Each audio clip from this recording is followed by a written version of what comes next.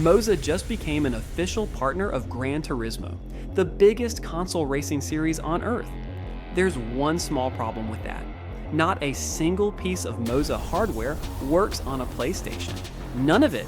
So what's actually going on here? And does this finally mean MOZA wheels on your PS5? Let's separate what was announced from what everyone's about to assume. Here's what actually happened.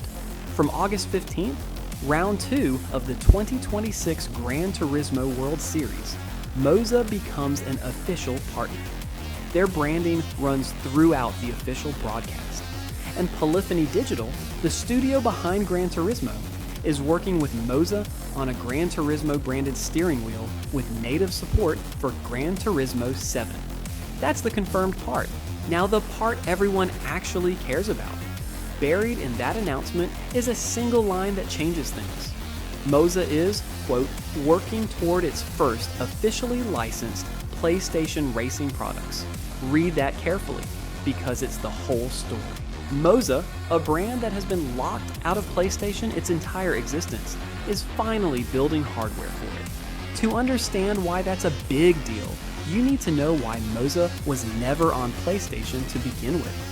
It's not that they couldn't build a compatible wheel. It's that Sony locks its consoles down. To make a wheel that works on a PlayStation, you need official licensing from Sony, an approval process with a chip in the hardware that tells the console the device is authorized. No license, no PlayStation. That's why MOZA, for all its success on PC, has been completely absent from console. Fanatec and a handful of others held that licensed ground. MOZA couldn't step onto it. This partnership is the door finally opening, which is genuinely exciting if you're a Gran Turismo player who's watched PC racers get MOZA's excellent, affordable direct drive gear, while you were stuck with a much shorter list of options. But here's where I have to pump the brakes, because the internet is already running way ahead of the facts. Nothing is shipping. There is no product, no release date, no specifications, no price. And critically, MOZA's own wording says these PlayStation products are subject to final approval from Sony. That approval is not done. It's not rubber stamped. It's a company announcing intent and a partnership, not a product you can pre-order. So if you're seeing headlines that read like MOZA PS5 wheelbases are landing next month, they're getting ahead of what was actually said. This is the beginning of a process, and licensing processes with Sony take time. There's also an unanswered question sitting underneath all this. Fanatec was already the official wheel partner of the Gran Turismo World Series. Their gear was on the competition rigs at the season opener. Now MOZA joins as a partner too, and neither MOZA nor Polyphony said a word about how those two coexist. So for now, they seem to sit at different levels of the same series, and nobody's explained exactly how. Worth keeping an eye on. So why does any of this matter if there's no product yet? Because of what it signals. PlayStation Direct Drive has been a narrow market with few players. If MOZA breaks in with the same aggressive pricing and strong feedback that made it a giant on PC, the console side suddenly has real competition. That's good for anyone racing on a PS5. Better options, better prices, pressure on the brands who've had it comfortable.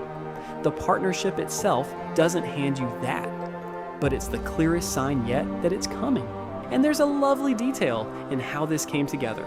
Kazunori Yamauchi, the creator of Gran Turismo, said his first experience with MOZA wasn't sim racing at all.